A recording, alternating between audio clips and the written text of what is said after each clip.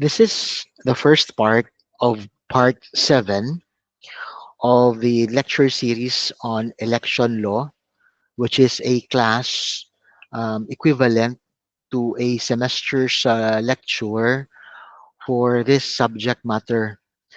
This video is intended for my students in election law, as well as for those who are interested in this branch of political law.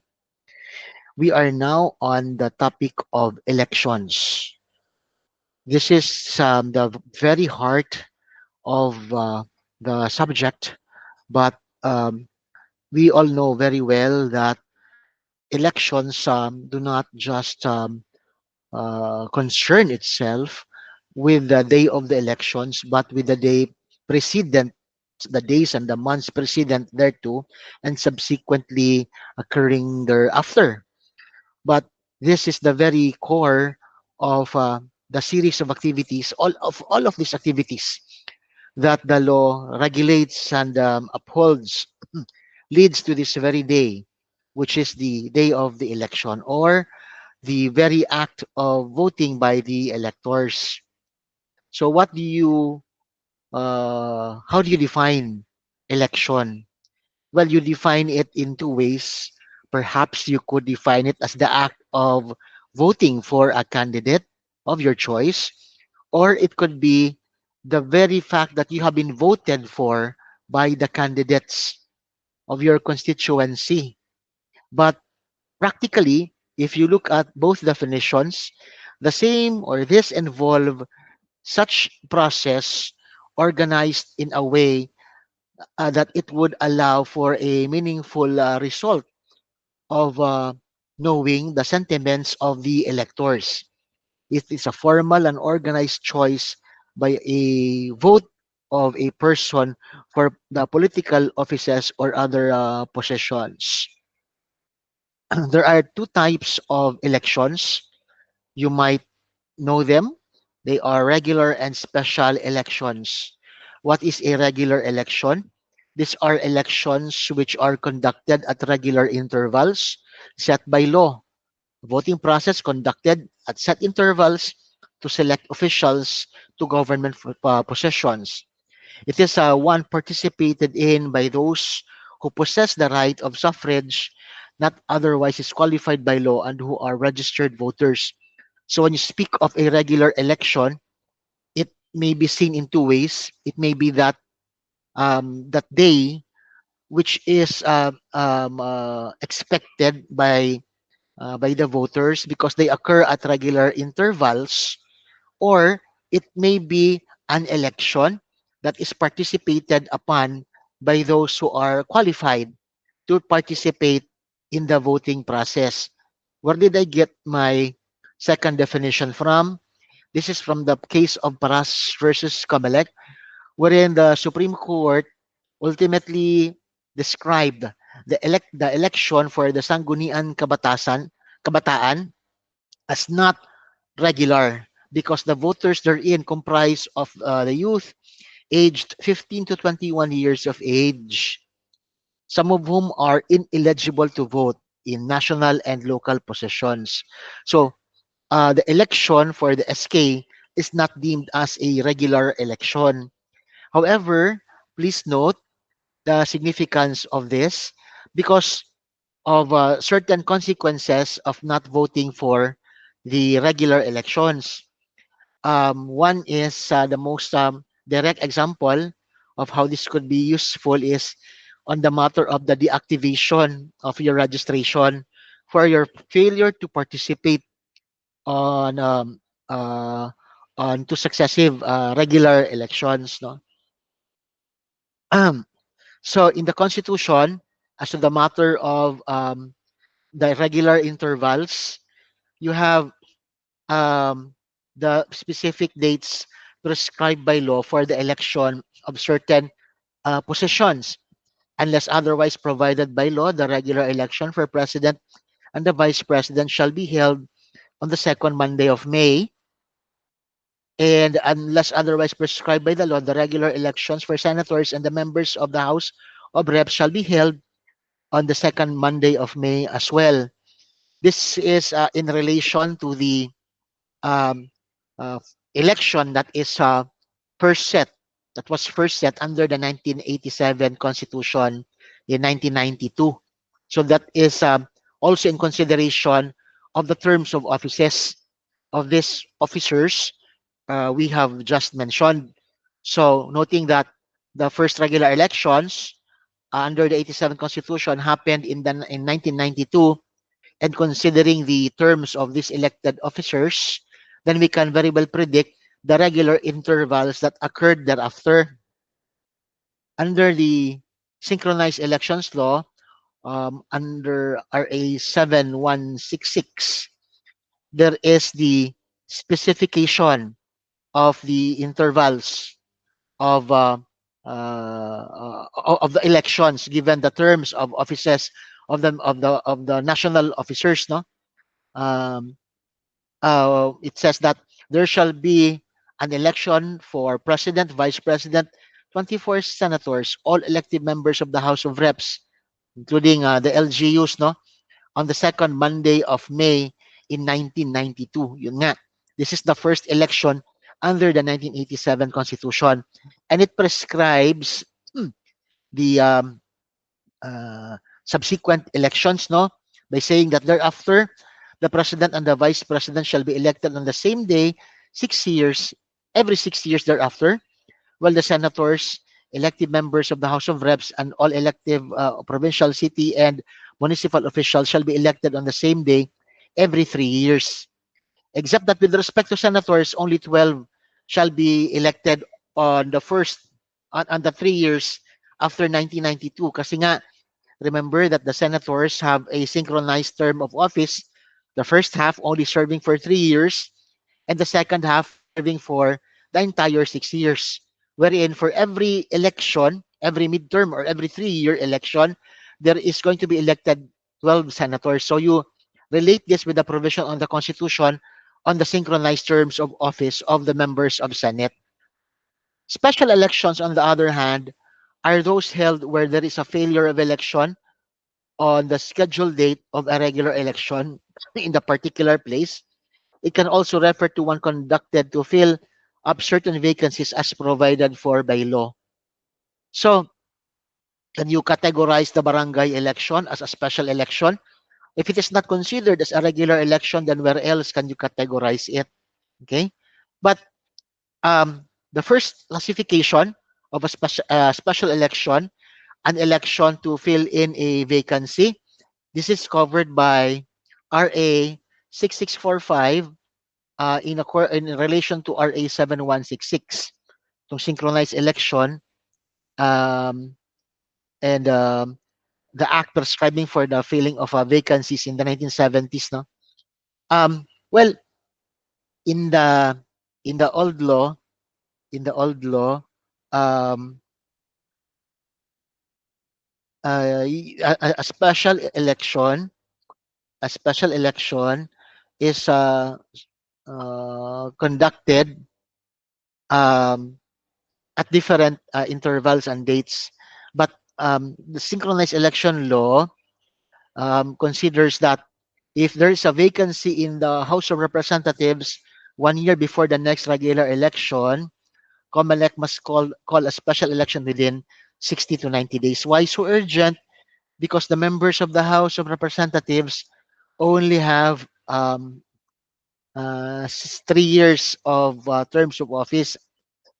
Because there is that vacancy for the entire term, the constituency of that district will not be represented, no? Will not be represented um, for its entire term, no? While if it's in the Senate and the vacancy occurs, well, the general rule is um, same, no? But if the vacancy occurs at least 18 months before the next regular election, the regular election shall be held simultaneously with the succeeding regular elections.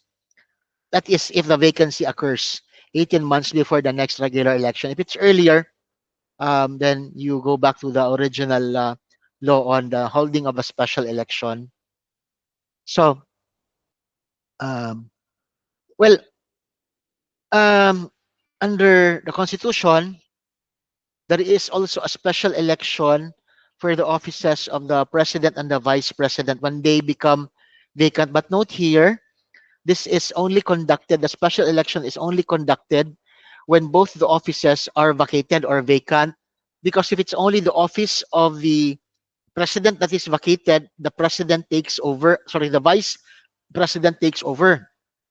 If it's the office of the vice president that is rendered vacant, the president appoints from the members of Congress who is to replace the vice president. No? And that the requirement, therefore, is that in order for there to be a special election for the president and the vice president, both offices must be vacant. So, recall in your constitutional law 1 that uh, the special election must be held 45 to 60 days um, uh, subsequent to a law calling for a special election within 3 days from the vacancy. Okay, so notice that on day before the third day at 10 a.m., Congress convenes without need of call. Why without need of call? Because there is no president to call for a special session. They need to convene to craft a special election law for the office of the president and the vice president. Okay? If there is no law passed as yet, no? That's on day 10, no? Before day 10 arrives. From day 50 to day 70, election must be held. Because remember, um, there is a restriction as to the number of days um, um, diba? Within 45 days, but not later than 60 days from the time call is made. So that's 55 days to 70 days from the time the vacancy occurs, a special election must be held. And of course, um, before the 100th day, there must be canvassing by Congress if it has not yet done the canvassing earlier, no? Um, so there must be a canvassing already done, no? So for the election of the president and the vice president, that special election, remember that the bill calling for a special election is deemed certified. Remember, when a bill, before a bill becomes a law, there has to be 3 readings on 3 separate days, except when the president certifies it as urgent. So meaning, if there is a vacancy in the president's seat together with the vice president, the special law is deemed urgent, meaning the 3 readings could be conducted in the same day of the bill, no, in Congress. No? Therefore, no approval by the president is required. This is among the instances where the signature of the president is not required for a bill to become a law because there is no president to sign it anyway. The funds will be appropriated from the existing appropriations, from the current appropriations, and shall be exempt from all the requirements on the matter of appropriations as provided for by law. Um, there shall be no suspension on appointment. The convening of Congress cannot be suspended, as well as the election, the special election, it cannot be postponed. There has to be a respect for this timetable as prescribed by the Constitution itself, no? So, um, in the case of Tolentino versus Comelec, there is actually a requirement, no? Uh, um in a special election, that the statute should provide that an election to fill a vacancy shall be held at a general election, okay? At the next general election, no? For example, because di ba remember, um, in a Senate, in the Senate, election may be held together in the general election or on a specific day together, like in the election for local officials, no? Um, it has to be held. Uh, it has to be held. I mean, what I'm saying is, if the special election is going to be held together in a regular election, there is no need for a call for um, that election. No?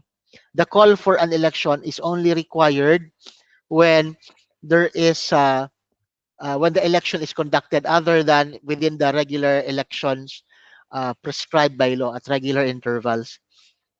Because the right and duty to hold the election emanates from statute and not from any call for the election of some by some authority, and the law thus charges voters with the knowledge of the time and the place of election. Again, when the special election is conducted during a regular election, there is no need of call because anyway it happens during regular intervals.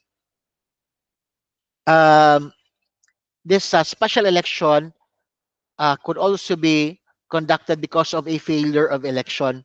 According to the Omnibus Election Code, a special election may be held if a regular election could not be conducted or completed on the scheduled day.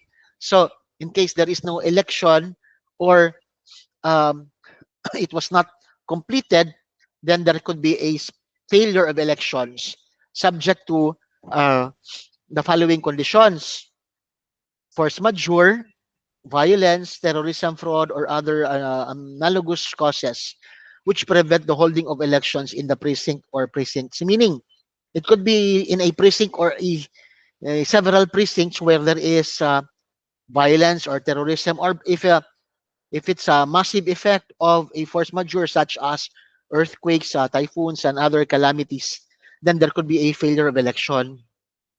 So it's suspended due before the votes are fully cast and the election results in a failure to elect, meaning no candidate is elected due to the circumstances as mentioned earlier. No? So the election returns are precluded or cannot be ascertained due to the causes mentioned above.